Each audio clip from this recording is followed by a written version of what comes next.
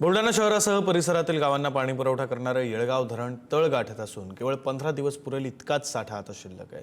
टंचाईवर मात करण्यासाठी आमदार संजय गायकवाड यांच्या पुढाकाराने खडकपूर्णा धरणातून पाईपलाईनद्वारे पाणी आणले जात आहे। तांत्रिक अडचणींवर मात करत युद्धपातळीवर सुरू असलेल्या कामामुळे येळगाव धरणामध्ये पाणी पोहोचते।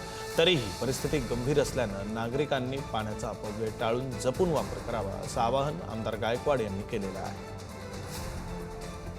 पालिकेचे आमचे सगळे वॉटर सप्लायचे कर्मचारी 24 तास ही पाणी आणण्याकरता या ठिकाणी धडपड करत आहेत की जेणेकरून बुलढाणेकरांना पाण्याचा त्रास होणार नाही। आणि म्हणून आता एका पंपाचं डिस्चार्ज आता आपल्या बुलढाण्याला तासी 4 लाख रुपये 4 लाख लिटर हे आता या ठिकाणी मिळतंय। आणि दुसरा पंप सुरू झाल्यानंतर 8 लाख प्रति तास डिस्चार्ज आपल्याला मिळेल।